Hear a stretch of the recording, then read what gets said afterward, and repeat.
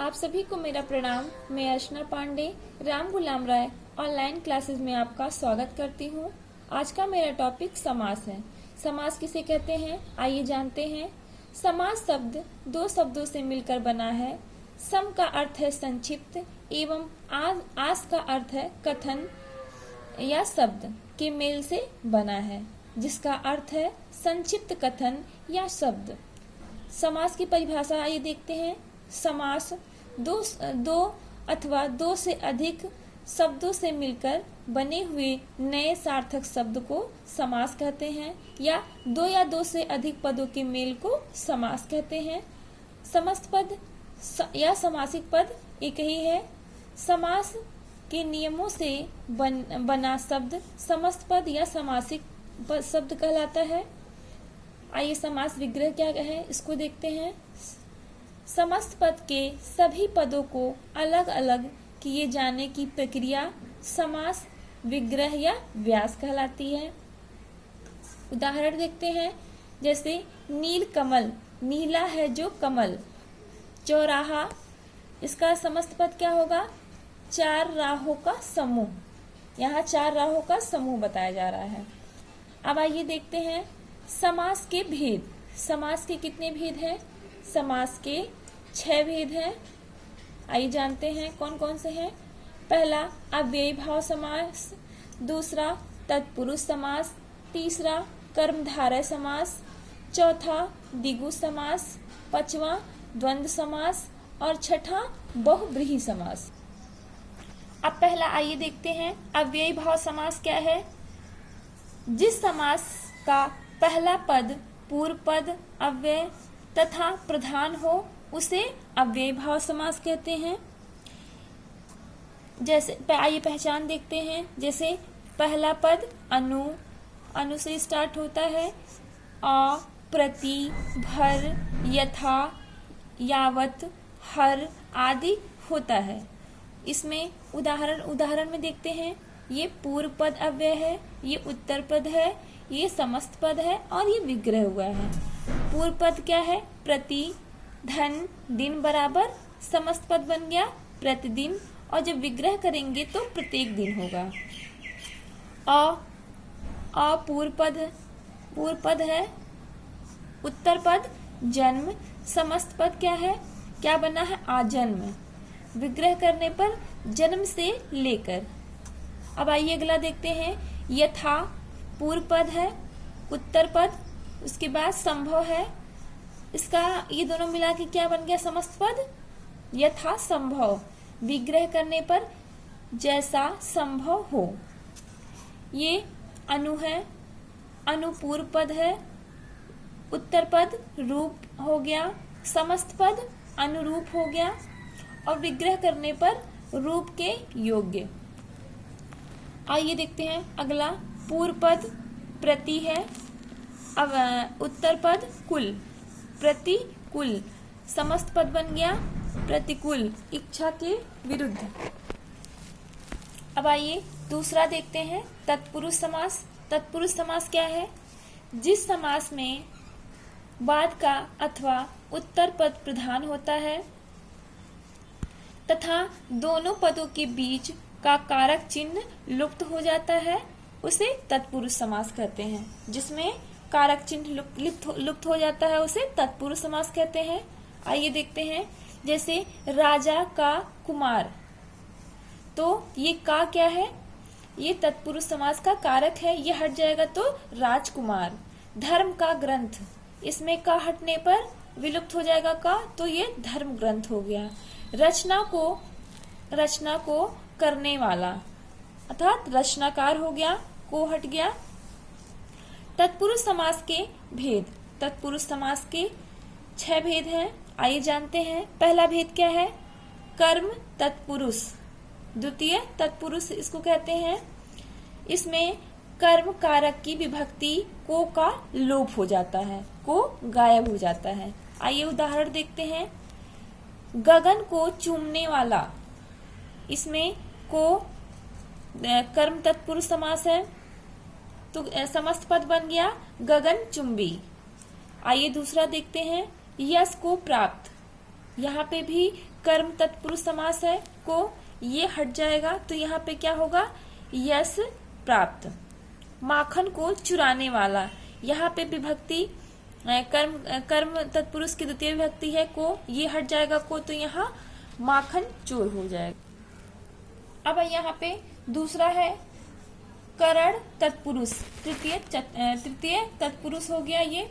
इसमें करण कारक की विभक्ति से के द्वारा का लोप हो जाता है। जैसे उदाहरण देखते हैं, ये विग्रह है, ये समस्त पद है। पहले विग्रह देखते हैं, करुणा से पूर्ण। करुणा से पूर्ण का समस्त पद क्या बना, करुणापूर्ण। इसमें से हटाने से करुणापूर्ण शब्द समस्त पद बन गया। दूसरा रेखा से अंकित, इसमें से का लोप हो गया तो रेखांकित, ये समस्त पद बन गया। मन से चाहा, मन से चाहा, यहाँ पे से लुप्त हो गया तो यहाँ पे क्या बन गया समस्त पद, मन चाहा। ये करण तत्पुरुष समास था। अब आइए देखते हैं तीसरा संप्रदान तत्पुरुष, चतुर्थी तत्पुरुष भी कहते हैं इसको।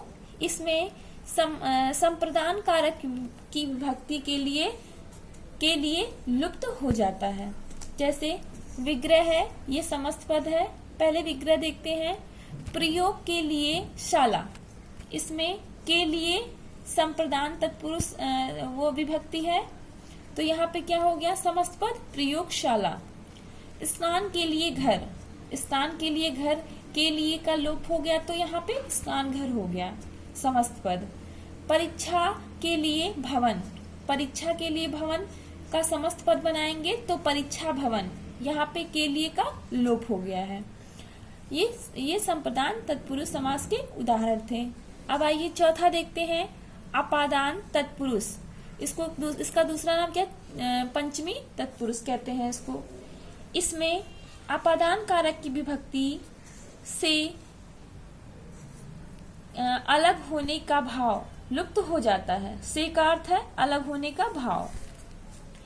इसमें विग्रह है, ये उदाहरण, ये समस्त पद है। पहला इसमें देखते हैं धन से हीन, धन से हीन, ये यहाँ पे अलगाव का बात हो रहा है, अलगाव हो रहा है तो यहाँ पे क्या हो गया धनहीन समस्त पद। ऋण से मुक्त, ऋण से मुक्त, से का लोप हो गया तो यहाँ पे लुप्त हो गया तो क्या हो गया ऋण मुक्त समस्त पद है ये। देश से निकाला, देश से का लुप्त हो गया, से लुप्त हो गया, इस यहाँ पे विभक्ति से लुप्त होने पर समस्त पद क्या बना देश निकाला। अब पांचवा देखते हैं, संबंध तत्पुरुष या इसको षष्ठी तत्पुरुष भी कहते हैं। इसमें संबंध कारक की विभक्ति के की लुप्त हो जाती है। विग्रह है, ये समस्त पद है। ये राजा का पुत्र, राजा का पुत्र का लोप हो गया तो क्या यहाँ बन गया समस्त पद में राजपुत्र।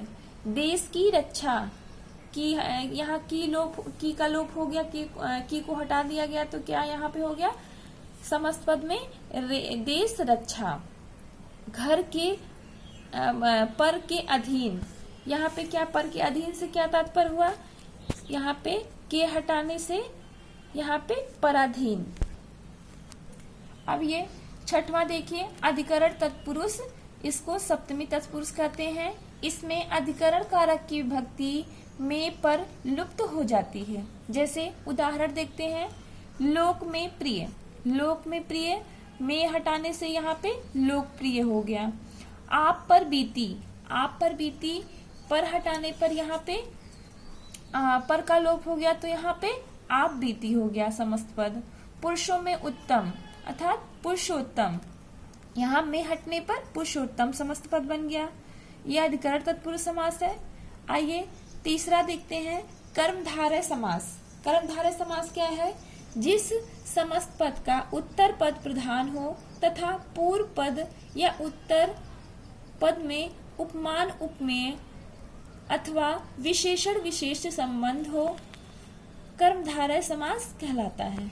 इसका पहचान क्या है, विग्रह करने पर दोनों पक्ष के मध्य में है जो आएगा या के समान आदि आते हैं। जैसे उदाहरण देखते हैं, कमल के समान चरण, अर्थात कमल के समान, यहाँ के समान आया है तो यहाँ पे चरण कमल हो जाएगा, समस्त पद करेंगे तो। उसके बाद चंद्र के समान मुख, अर्थात चंद्रमुख, के समान हट जाएगा तो यहाँ चंद्रमुख हो गया। मृग के समान नयन, अर्थात किसका है, मृग नयन हो गया यहाँ पे। नीला है जो कंठ, नीला है जो कंठ, है जो यहाँ आया तो यहाँ पे नीलकंठ हो गया। महान है जो देव, यहाँ पे विशेषण विशेष उपमेय उपमान का संबंध हो रहा है तो यहाँ महादेव हो जाएगा, है जो हट गया तो महादेव हो गया। अब आइए चौथा देखते हैं, द्विगु समास। द्विगु समास क्या है, जिस समस्त पद का पूर्व पद संख्यावाचक विशेषण हो वह द्विगु समास कहलाता है। इसमें समूह या समाहार का ज्ञान होता है। विग्रह है, ये समस्त पद है, दो पहरों का समूह, अर्थात क्या हो गया यहाँ पे, दो पहर, यहाँ संख्यावाचक हो रहा है। दूसरा, चार राहों का समूह, अर्थात यहाँ पे समस्त पद चौराहा बन गया। 9 यात्रियों का समूह, यहाँ 9 यात्रियों का बात हो रहा तो यहाँ नवरात्र हो गया। 7 दिनों का समूह, अर्थात सप्ताह। 3 रंगों का समूह, अर्थात यहाँ पे क्या हो गया, 3 रंगों की संख्यावाचक हो तो यहाँ पे तिरंगा हो गया। पांचवा समास क्या है, द्वंद्व समास। इसमें जिस समस्त पद के दोनों पद प्रधान हो तथा विग्रह करने पर और, एवं, या, अथवा लगता हो वह द्वंद्व समास कहलाता है। आइए पहचान देखते हैं, दोनों पदों के बीच प्रायः योजक चिन्ह का प्रयोग होता है। उदाहरण देखते हैं, ये विग्रह है, ये समस्त पद है। जैसे नदी और नाले, नदी और नाले, यहाँ पे और आया है तो ये क्या है, ये और हटने के बाद ये समस्त पद क्या होगा, नदी नाले, ये बीच में योजक चिन्ह लग गया। पाप और पुण्य, पाप पुण्य हो गया, योजक चिन्ह लगा करके। गुण और दोष, यहाँ पे और हटाने के बाद ये क्या हो गया, यहाँ पे गुण दोष, योजक चिन्ह लगा करके। ठंडा या गरम, ठंडा या गरम, ये या शब्द आया है तो यहाँ पे ठंडा गरम हो गया। आचार और विचार, आचार और विचार में यहाँ पे और आया है तो यहाँ पे आचार विचार हो गया, योजक चिन्ह लगा करके। ये द्वंद्व समास था। अब आइए छठवां देखते हैं, लास्ट है ये बहुब्रीहि समास। बहुब्रीहि समास क्या है, जिस समस्त पद में कोई पद प्रधान नहीं होता है, दोनों पद मिलकर किसी तीसरे पद की ओर संकेत करते हैं। मतलब दोनों पद प्रधान नहीं होता है, ये दोनों पद मिलकर किसी तीसरे पद की ओर संकेत करते हैं, उन्हें बहुब्रीहि समास कहा जाता है। आइए उदाहरण देखते हैं, ये समस्त पद है, ये विग्रह है। जैसे ये लंबोदर समस्त पद में, तो इसका विग्रह करने पर लंबा है उदर जिसका, अर्थात गणेश है। महावीर समस्त पद है ये, इसका विग्रह करने पर महान वीर है जो हनुमान, यहाँ हनुमान जी की बात हो रही है। पीताम्बर, ये समस्त पद पीताम्बर है, इसमें विग्रह करने पर पीत है अंबर जिसका, अर्थात कृष्ण जी हैं। अगला समस्त पद क्या है, त्रिलोचन। त्रिलोचन विग्रह करने पर 3 है लोचन जिसके, अर्थात कौन है, तीन आंखों वाले शिव। ये चौथा। अगला चतुर्भुज समस्त पद है, चतुर्भुज, इसका विग्रह करने पर 4 है भुजाएं जिसकी, अर्थात विष्णु। तो ये 6 समास थे। आज का मेरा टॉपिक समास यही समाप्त होता है। धन्यवाद।